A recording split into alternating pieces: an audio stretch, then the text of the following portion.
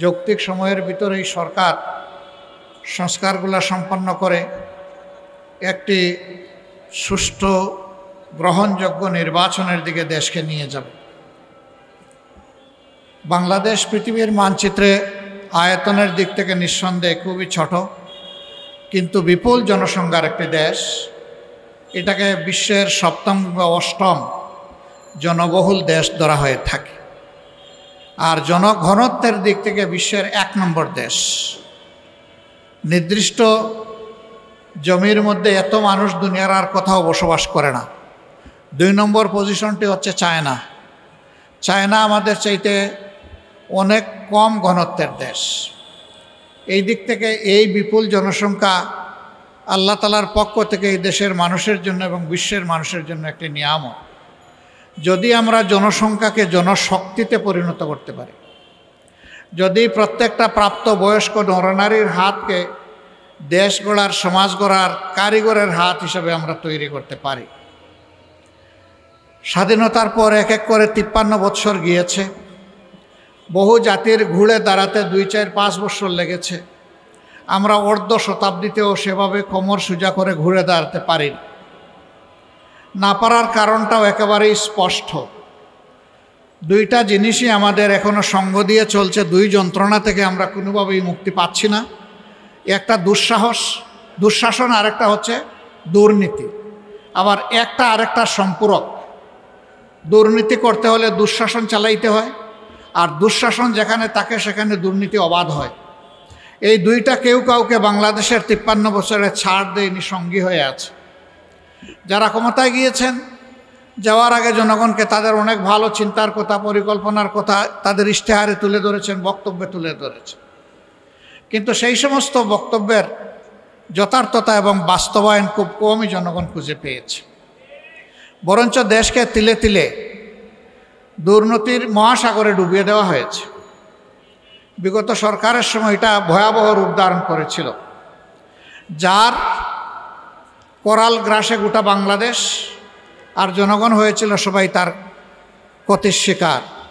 যার কারণে জুলাই মাসের 1 তারিখ থেকে 36 জুলাই বোঝা হয় যেটাকে, অর্থাৎ 5ই আগস্ট পর্যন্ত এদেশের আপামর জনগণ, শিশু, নারী পুরুষ, আবাল বৃদ্ধ বনিতা সকলে রাস্তায় নেমে এসেছিল। কারণ সবাই ছিল ভুক্তভোগী, সবাই ছিল মজলুম, মুষ্টিমেয় কিছু মানুষ ছাড়া। যারা আপামর জনগণকে কষ্ট দিয়েছে, নির্যাতন করেছে, জুলুম করেছে, খুন করেছে, গুম করেছে, সম্পদ লুণ্ঠন করে নিজেদের কপাল গড়েছে, বিদেশের মাটিতে পাচার করেছে এবং মানুষকে জেল জুলুম অত্যাচারে একদম জর্জরিত করে তুলেছিল। অসংখ্য মানুষকে শুধু খুন করে নাই, তারা অসংখ্য মানুষকে জীবনের তরে পঙ্গুও করে দিয়েছে। এমনকি ক্ষমতার শেষ দিন পর্যন্ত তারা এই কাজটা করেই গিয়েছেন। যে কোনো মূল্যে গদি তাদের থাকতেই হবে, জনগণ মরুক কিংবা বাঁচুক।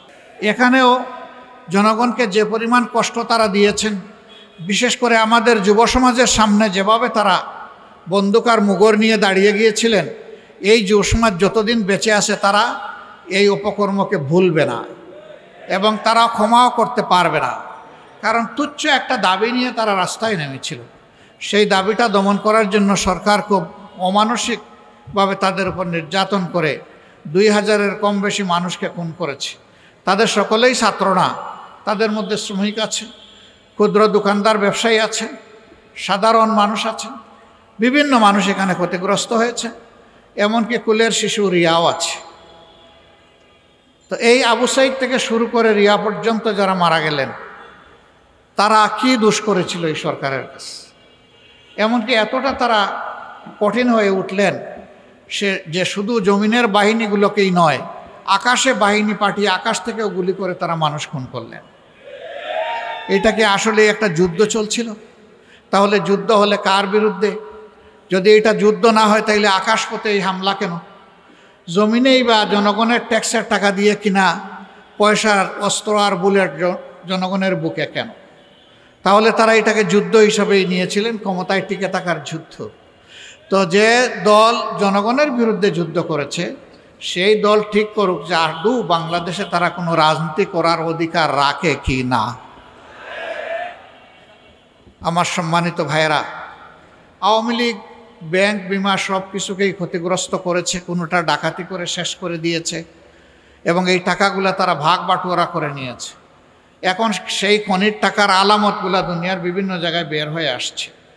এমনকি ব্রিটেনের মতো জায়গায় সেখানেও তৎকালীন প্রধানমন্ত্রীর পরিবারের ঘনিষ্ঠজন তিনি দুর্নীতির দায়ে এখন তার দুর্নীতির তদন্ত চলছে এবং ইতিমধ্যেই তার অনেক অসঙ্গতি উঠে এসেছে। তাদের পরিবারের গোষ্ঠীর সকল সদস্যদের কপাল পরিবর্তন হয়েছে জনগণের কপালটা ধ্বংস করে।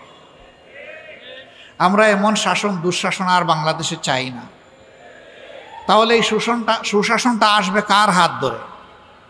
সুশাসনটা আসবে ওই মানুষগুলার অথবা দলের অথবা দলসমূহের হাত ধরে যারা ব্যক্তিগত জীবনে পরিচ্ছন্ন থাকার চেষ্টা করে, যারা নিজেরা অন্যায় অপরাধের সাথে সামাজিকভাবে সম্পৃক্ত হয় না, যারা মানুষের কাছ থেকে চাঁদাবাজি করে না, যারা ফুটপাত থেকে শুরু করে বিভিন্ন এটা সেইটা সবগুলার দখল জোর করে নেয় না এবং জনজীবনের উপর অভিশাপ চাপিয়ে দেয় না, যারা মামলা বাণিজ্যও করে না, হ্যাঁ নিজে আক্রান্ত হলে ক্ষতিগ্রস্ত হলে সত্যের তথ্যের ভিত্তিতে তারা মামলা করার অধিকার রাখে এবং প্রত্যেকটা মানুষের সেই নাগরিক অধিকার আছে।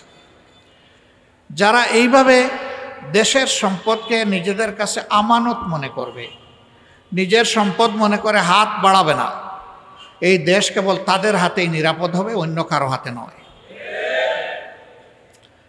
এরকম কারা তাহলে? এই দেশে অতীতে যারা দেশ শাসন করেছেন জনগণ তাদেরকে দেখেছেন। যদি এদেশের জনগণ মনে করেন যে তারা দুর্নীতিমুক্ত, স্বচ্ছ, তারা চরিত্রবান, দেশপ্রেমিক, আবার জনগণ তাদেরকে বাছাই করে নেবে, কোনো সমস্যা নেই। আর জনগণ যদি তার অভিজ্ঞতা থেকে দেখে যে না এই সম্পদ ওই নির্দিষ্ট দল তারা তো এটার আমানতদারি রক্ষা করে নাই, পাহারাদারি করে নাই, বরঞ্চ জনগণের আমানতের খেয়ানত করেছে, লুণ্ঠন করেছে, তাহলে জনগণ তার বুদ্ধি বিবেক এবং তার নাগরিক অধিকার সঠিক জায়গায় প্রয়োগ করবে ইনশাআল্লাহ। আমি এটা বলছি না যে আপনারা একমাত্র দল জামাত ইসলামীকেই বেছে নেন, আপনারাই বেছে নেন কে হবে সেই দলটি অথবা কারা হবে সেই দলগুলো। যাদেরকে উপযুক্ত মনে করবেন তাদের জন্য দোয়া করেন, তারা যেন জাতীয় স্বার্থে ঐক্যবদ্ধ থাকে। দুর্নীতি এবং দুঃশাসনের বিরুদ্ধে তারা যেন একটা শক্ত দেয়াল তৈরি করতে পারে। তারা যেন জনগণের পাশে দাঁড়িয়ে ব্যবসায়ীকে বলে ভাই তুমি ব্যবসা করো, আমরা তোমার ব্যবসায় কোনো চাঁদাবাজ যাতে না আসতে পারে তার জন্য তোমার পাশে থেকে আমরা লড়াই করব। একজন কৃষক সে যেন মাঠে ফসল ফলাতে গিয়ে এটুকু নিরাপত্তা অনুভব করে যে আমি আমার দেশকে আমার সমস্ত সামর্থ্য উজাড় করে দেব, দেশ যেন আমার পাশে থাকে, সরকার যেন আমার বিপদে আমাকে সাহায্য করে, আমাকে যেন রাস্তা দেখায়, আমার উৎপাদনের জন্য সরকারও অংশীদার হয়। কৃষকের মনে সেই আস্থা তৈরি করতে হবে। একজন শ্রমিক যখন কাজ করবেন তখন তিনিও যেন তার শ্রমের ন্যায্য প্রাপ্তিটা বা মূল্যটা সঠিক মতো পান, এইটা নিয়ে যেন কোনো টাল বাহনা করা না হয়। আবার মালিক যিনি বিভিন্ন ব্যবসা অথবা ইন্ডাস্ট্রি গড়ে তুলেছেন তিনিও যেন এই নিরাপত্তাটুকু অনুভব করেন যে চাঁদাবাজরা যখন তখন এসে তার উপরে হামলা চালাবে না, অভিযান চালিয়ে তাকে বিব্রত করবে না, তার উপরে জুলুম করবে না, তাকে শোষণ করবে না। এবং তিনি যেন মনে করেন যে আমার শ্রমিকদের হাত মেধা যদি ঠিক থাকে তাহলে আমার কলকারখানা ঠিকমতো চলবে।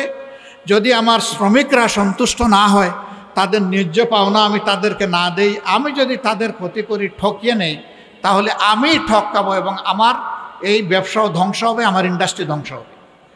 অতএব মালিক শ্রমিকের মাঝে এইখানে বোঝাপড়া থাকতে হবে, আন্ডারস্ট্যান্ডিং থাকতে হবে ন্যায্যতার ভিত্তিতে।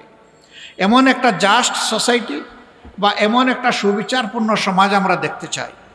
আমাদের সন্তানেরা শেষ পর্যন্ত একটাই স্লোগান দিয়েছে, উই ওয়ান্ট জাস্টিস।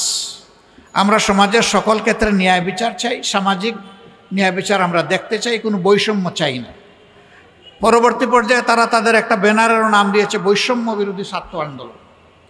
তারা বৈষম্য দেখতে চায় না। আমরা কি কেউ বৈষম্য চাই? আমরাও চাই না। আমরাও চাই যে বৈষম্যহীন একটা বাংলাদেশ গড়ে উঠুক। তাহলে সেটা কিভাবে গড়ে উঠবে? সেটা গড়ে উঠবে যারা এ দেশ পরিচালনা করবেন তারা দেশের মানুষকে সম্মান করবেন এবং ভালোবাসবেন। এই কারণে যে মানুষ তাদেরকে বিরল সম্মান দিয়ে বাংলাদেশ পরিচালনার ফ্ল্যাগটা তাদের হাতে তুলে দিয়েছে। সুতরাং তারা মানুষকে অবশ্যই সম্মান করবেন, ইলেকশনের সময় যেমন, ইলেকশনের পরে 5 বছরও তেমন। তারা ফিল করবেন এই মানুষগুলো আমার মতো মানুষকে বা আমার দলের মতো দলকে বাছাই করে নিয়েছে। সুতরাং এই মানুষগুলোর কাছে আমি ঋণী, আমি কৃতজ্ঞ, আমি দায়বদ্ধ। অতএব বাংলাদেশের মানুষ আমার কাছে তারা অত্যন্ত মূল্যবান, মর্যাদার সম্পদ, জাতীয় সম্পদ।